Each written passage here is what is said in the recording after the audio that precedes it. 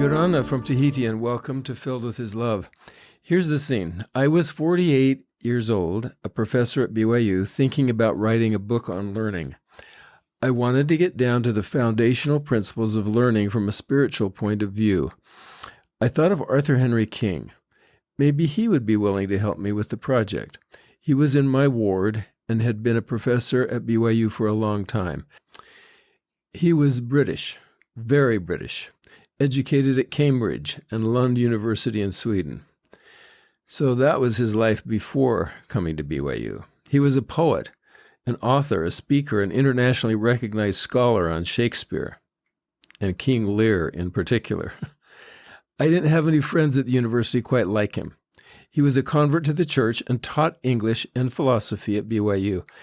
But when I began work on my book, he was 84. Interesting, he was 84 and I was 48. Big spread in age, cultural background, and academic interests. But that's one reason I wanted to work with him. He was not like me in many ways.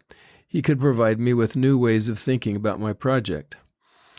I called him on the phone one day and said, "Arthur, I wonder if you would have time to look at a writing project I want to undertake." "But of course," he said. And then I described the nature of the book, The Education of the Heart. "In my experience," he went on, "we will need at least 3 hours during our first visit. Do you have 3 hours you can spend with me?" I was a little surprised. 3 hours? That seemed like a lot. But of course, I agreed. When I arrived at his home, he invited me into his office, and we both sat down by his computer. He pulled up a page on his computer from the Oxford English Dictionary and navigated to the word heart. If you're not familiar with the OED, as we call it, it doesn't look like the Webster's Dictionary. It's not one volume, but 20, and it has a total of 21,730 pages. When you look up a word, you see the year that it was first used in the English language and all of its meanings over the centuries. Arthur and I spent at least 2 hours looking at just the word heart, with all of its definitions and lots of commentary from him. Arthur was a recognized etymologist, one who studies the origins of words, so he had plenty to teach me about the word heart. After looking at his computer for 2 hours, we moved to the living room, where he sat in a large overstuffed chair, and I sat facing him. He began listing off other readings he thought might be helpful to me as I wrote my book. I was listening with rapt attention, taking notes like crazy. Then he said, "Oh, don't misunderstand. You don't have to read all of these things now. You need to start writing. I'm just giving you these sources so that one day you might read them." When our time together was drawing to a close, I found myself being filled with an overwhelming feeling of gratitude. I had never before spent any time with this man, and here he was, freely sharing so much priceless knowledge with me. It was a learning experience like no other for me. It was a personal, one-to-one, soul-to-soul kind of learning. It was actually the kind of learning I wanted to write about in my book. Different from so much learning that is forced upon us, learning we may not have any interest in, but we have to do it for a grade or a degree or a job promotion. This was different, and I found myself lifted up in so many ways. As I was leaving his home, I felt inadequate in being able to express my thanks, my really deep gratitude for him. He had given me a gift I could not even express. So I turned to him while pushing open his screen door and said, "Arthur, I don't know how to thank you. You've been so helpful to me."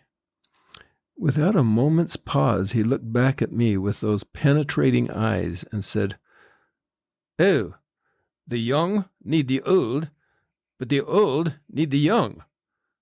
I need you as much as you need me." I didn't feel all that young at the time. I was 48, but he was old enough to be my grandfather. His words never left me. The young need the old, but the old also need the young. I need you as much as you need me.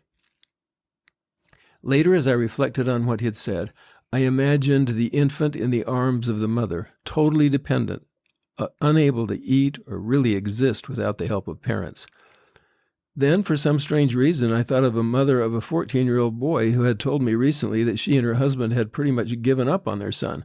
Once he turned 14, we figured he didn't need us anymore, she said. So he's kind of on his own. And parenthetically, he wasn't doing well on his own. He was getting into trouble, and I think that trouble could have been avoided. Age and relationships. I guess one reason I've been thinking about this lately is because here we are, my wife and I, serving a mission in Tahiti with 180 18 to 20-year-old young people. In French, we are missionnaires d'âge mûr, missionaries of a ripe age. I love this saying. When I first saw it, I thought, really? That's how they say this?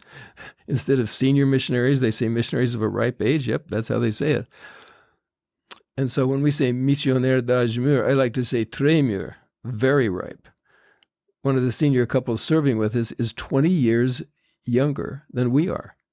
We could be their parents. He retired early, and so they came on their mission in their 50s, and here we are in our late 70s. But if I want to feel younger, I just think of President Nelson, who is old enough to be my parent. Age and relationships. There are moments on this mission when I think it's a miracle that we can even relate to young missionaries.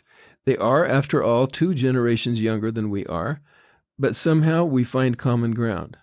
Sometimes on a text, a missionary will say, "We love you." And I believe it. They actually love us, and we love them. Maybe it's because we are in this challenging situation, on the front lines together, and we need to give each other strength. I'm not sure what it is, but we laugh together, we cry together. Perhaps it's like Arthur said, the young need the old, but the old also need the young. Age and relationships. Think of parent, child, and then sibling relationships. Parent and child are often 20 to 40 years different in age.